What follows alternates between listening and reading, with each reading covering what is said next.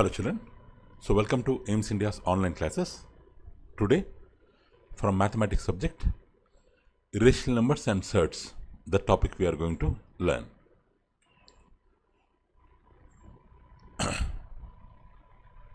We have a mathematician called Hippasus of Metapontum.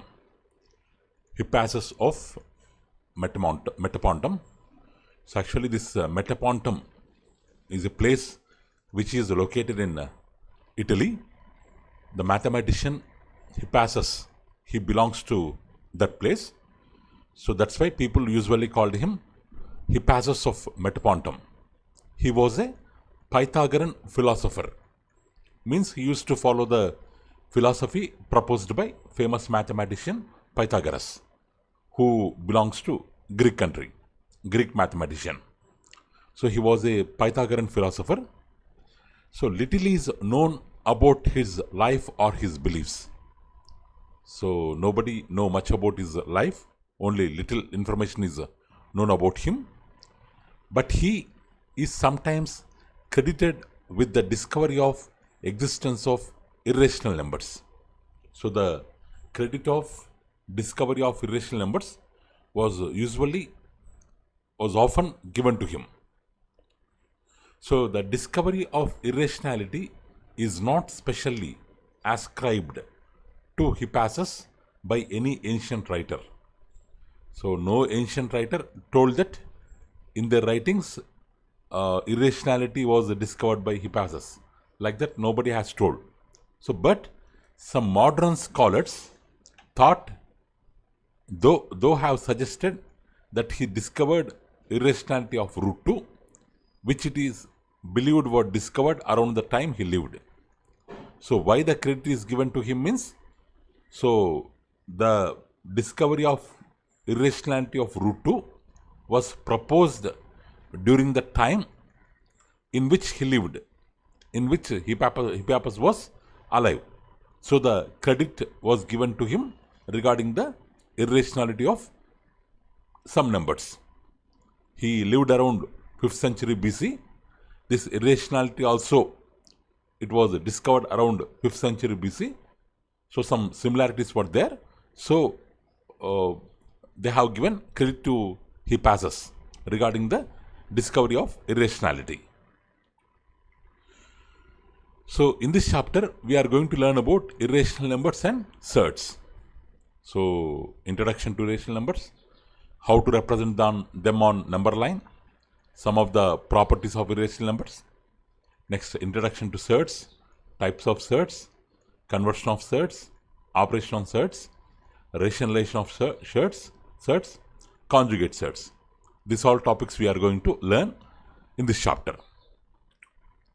So first, let's see in synopsis 1.1, let's see what are irrational numbers. What are irrational numbers? Already we know we have number sets, natural numbers starting from 1, whole numbers means 0 plus starting from 0, 0 plus natural numbers. Next, integers denoted by Z or I, which will consist of negative integers, 0, positive integers. Next, we have rational numbers, means which can be written in the form of P by Q, or terminating decimals like 0.25, or repeating decimals 0.2 bar, means 2 will repeat continuously without terminating. Terminating decimal, non-terminating repeating decimal. These two also belongs to rational numbers. P by Q also, in this form also, they belongs to rational numbers. Now, irrational numbers means the decimal numbers which are neither terminating nor recurring. Here, recurring means repeating. If they are not terminating, not repeating, we call them as irrational numbers. Means the numbers which are not rational, the numbers which cannot be represented in the form of P by Q, they are called irrational numbers. Like these numbers 3.11, 1, 1, 1 2, 1 2 3, 1 2 3 4, 1 2 3 4 5, or 1.732050807, like this. If you observe these two decimals, the first decimal, there appears to be a pattern or structure, because first we are having 1, next 1 2, next 1 2 3, next 1 2 3 4, next 1 2 3 4 5. Appears that it is having some pattern or structure, but this pattern is neither terminating nor recurring. Neither terminating nor recurring. So, though it is having some pattern, but the pattern is not terminating, not repeating, so it can be an example of irrational number. Whereas, if we see the second one, in second one also, there is no pattern, there is no structure, there is no regular pattern, there is no regular structure. It is not at all terminating, means it is non-terminating, it is not repeating. It is not repeating. So, this is also considered to be an example of irrational number. So, the decimal fractions, these two decimal fractions, in these two decimal fractions, same number of digits are not repeating. Same number of digits are not repeating. So, we can treat them as non-terminating, non-recurring decimals. So, these decimal fractions cannot be expressed in the form of rational numbers. That means in the form of P by Q. They cannot be represented. So, they are called irrational numbers. So, they are called irrational numbers. Next. So, what is the definition of irrational number? A number which can neither be expressed as terminating decimal nor as repeating decimal is called as an irrational number. Or in other way, non-terminating, non-repeating decimals are considered as irrational numbers. The symbol for irrational numbers is S. They are often denoted by the capital letter S, but sometimes they are also denoted by the letter Q dash, because Q stands for rational, Q dash stands for irrational. Next, examples of irrational numbers. So here 0.01, 001, 0001, 401. It is having one kind of pattern, but it is not repeating. It's a non-repeating, and so on is there. It's a non-terminating decimal. So it is an irrational. Here 0.12, 112, 1112, 412, or 54, 554, 554, 454. These two are having some patterns, but same number of digits are not repeating. So these two are also considered as irrationals. So, but these kind of non-terminating, non-repeating decimals are considered as irrationals. These are type 1 irrational numbers. We have another type also. Already we have told in 5th century BC, Hippasus in Greece or Italy, somewhere he lived around Italy. He was the follower of famous mathematician philosopher Pythagorean. He proved that root 2 equal to 1.414, 213, 562, 3731 and so on. So he proved that root 2 is an irrational number. So not only non-terminating, non-repeating decimals, some of the positive square root numbers also considered as irrational numbers. Later, Theodorus of Cyrene. Cyrene is a place. It was a place in Greek. Theodorus of Cyrene, he showed that not only root 2, root 3, root 5, root 6, root 10, root 11, root 12, root 13, 14, 15, 17, all these are irrational numbers. So like that he proved. Means under type 1, non-terminating, non-repeating decimals are considered as irrational numbers. Under type 2, the square roots of some of the positive numbers are also considered as irrational numbers. But which numbers? Now, if you take root 4 is not irrational number. Why? Because 4 can be expressed as square of 2 square. So square root cancel, the answer will be 2, which is a rational number. Means the square root of such numbers which cannot be expressed as square of another integer, another positive integer. So they are considered as irrational numbers. Next, type 3. We have some more numbers. The number e, actually it is called Euler's number, is an irrational number. Regarding this e, you will learn later. Its value is 2.71828182845 and so on. Euler number. It is also called Napier's constant. Napier's constant. E value lies between 2 and 3. Not only e, some of the values like pi. Some of the values like pi also considered as irrational numbers.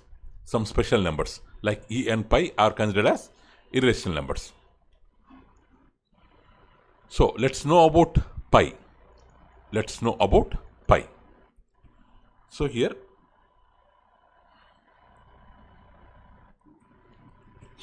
pi. So actually pi is a ratio. Actually pi is a ratio. If we take a circle, circle will be having the center of the circle O. This part will be the radius r. This part also will be the radius r. Complete radius plus radius. If this is A, if this is B, complete A to B will be the diameter d. This circle will have circumference around, which is equal to 2 pi r. Which is equal to 2 pi r. Here pi is a ratio of circumference of a circle and diameter of a circle. Circumference of a circle and diameter of a circle. Diameter is nothing but r plus r, 2r. Now 2 gets cancelled, r gets cancelled. So pi. So pi is simply a ratio. So pi value after calculation, so pi value they have calculated and they find its value as 3.141592653589793238 and so on. Means neither terminating nor repeating. The decimal expansion of pi is neither terminating nor recurring or repeating. So pi is an irrational number. Pi is an irrational number. Actually, we have a rational number 22 by 7. We have a rational number 22 by 7, 3.1427 something. It's a repeating decimal. The 22 by 7 is a repeating decimal. It's a rational number. But the value of 22 by 7 is close to value of pi. Close to pi. So they often take pi value as 22 by 7. But pi is really not equal to 22 by 7. But in mathematical calculations, we can take like that. Here pi is an irrational number, non-terminating, non-repeating decimal. 22 by 7 is an rational number, terminating, repeating decimal. Sorry, non-terminating, repeating decimal. So we celebrate March 14th as Pi Day because its value is having 3.14. Its value starts with 3 and decimals it is having 14 and time also around 1:59. So around 1:59 p.m. we celebrate it as a Pi Day because in its value it is having 3.14, 159, all these values. So what a coincidence. On the same day Albert Einstein was born. He was also born on March 14th, 1879. March 14th, 1879. Okay, that is about pi. So now, how to represent these irrational numbers on a number line? So now, how to represent root 2, root 3, root 5 on a real line or real number line? Real number line. So like this, suppose 0 to O. O stands for 0, A stands for 1, P stands for root 2, Q stands for root 3, R stands for root 5. Like this, we have to represent on the number line. So for representing them on the number line, let's take a line x dash O x. Let's take a horizontal line. Let's take a horizontal line. In the middle, let's keep O here. On right hand side x, on left hand side x dash. So this x dash OX will be considered as a x-axis. X-axis, let O be the origin. O be the origin. So next, take OA as 1 unit. OA as 1 unit. Draw OB perpendicular to OA. Draw OB perpendicular to OA. Perpendicular to OA. OB perpendicular to OA. And take OB as 1 unit. So OB also we have to take as 1 unit. In the diagram, it is looking somewhat bigger line than OA, but assume that its value also 1 unit, OA also 1 unit. Assume that OA equal to OB. Don't check the in the diagram they are different, but assume that OA equal to OB means OA equal to OB. Now let's join. Let's join this AB. Let's join this AB. So now if we join this AB, what we have got?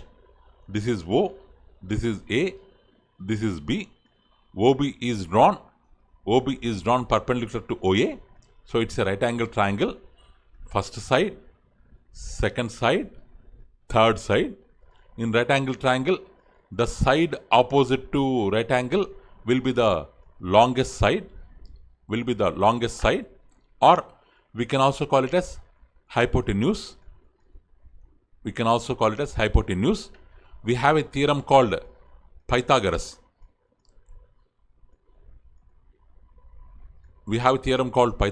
According to which hypotenuse square, AB square, equal to sum of the squares of other two sides.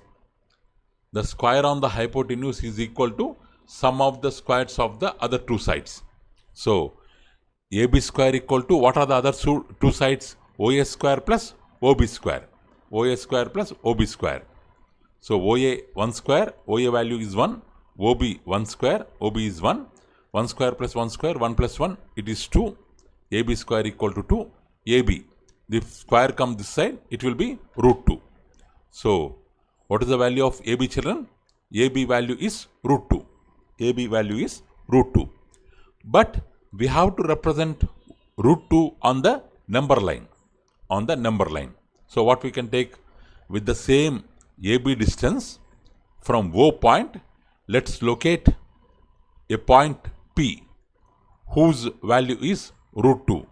Means whose distance from O is equal to distance of AB. So like that, we have located a point P.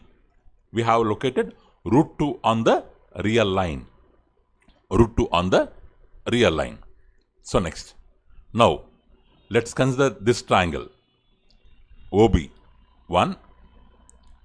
We have got P root 2. Now let's join these two. So what we have got?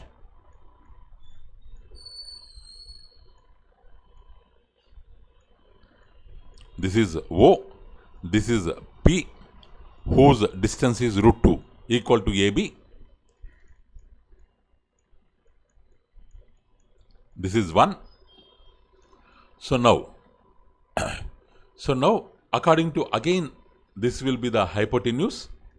So hypotenuse square, BP square equal to OB square plus OP square. OB square plus OP square. OB how much? 1 square. OP how much? Root 2 square. 1 square is 1. Square root cancel. Root 2 square is 2. 1 plus 2 how much? 3. Now BP square equal to 3.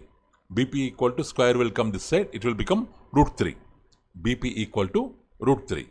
So now this value equal to root 3. Now we have got the value of root 3. But we have to represent root 3 on the number line. So with the same distance, with the BP distance, let's locate a point on the number line Q such that its distance from O is root 3. So then its value will be root 3. So now we are able to represent root 3 on the number line. So in the same way, again, if you take this line BQ, it will become root 4. You can represent root 4 on the number line. Next, this line will become root 5 on the number line. Next, this line root 6. Like this, you can represent all the square root numbers on the number line. Even 1 also we can write it as root 1. Even 1 also we can write it as root 1. So, but in this, what about root 4? In this, root 4 is not a rational number, irrational number, because square root cancel 2. So we can represent irrational numbers, rational numbers all on the number line. All on the number line. So like this, root 1, root 2, root 3, root 4, root 5. Actually, here we will get the values. Actually, in the beginning, here we will get the values. Same values we are representing on the number line. So in this way, irrational numbers can be represented on the number line. Okay, children, what we have learned today regarding Hippasus of Metapontum, a place in Italy. The credit of irrationality was given to him because he discovered root 2. So about the concepts what we are going to learn in this chapter. So irrational numbers means neither terminating nor recurring. They may be having some pattern, but if that pattern is not repeating, then we can call them as irrational numbers. Definition: neither terminating nor repeating. Their symbol is S or sometimes Q dash. Examples: type 1, non-terminating, non-repeating decimals we can take. Type 2, some of the square root numbers. Some of the square root numbers are considered as irrational numbers. Root 2 was discovered by Hippasus. Later Theodorus proved that root 3, root 5, root 6 all irrational numbers. Type 3, special numbers like E, like Euler's number or pi are also considered as irrational numbers. What about pi? So pi value, pi is, it's a ratio of circumference and diameter. Pi value, if we scientists, mathematicians, they have found that pi value 3.141592 and so on, non-terminating, non-recurring, but its value is close to another rational number 22/7. So while doing calculations, we take pi as 22/7, but both of them not equal. So Pi Day is celebrated on March 14th because it is having 3.14 and 159 in its value. Albert Einstein was also born on March 14th only. So we can represent irrational numbers on the number line. How? With the help of a right angle triangle, with the help of Pythagoras theorem, we can represent all the irrational numbers on the number line. That's all for today, children. Thank you for watching our video. Please subscribe our channel and press the bell icon for receiving latest updates. Thank you. Have a good day.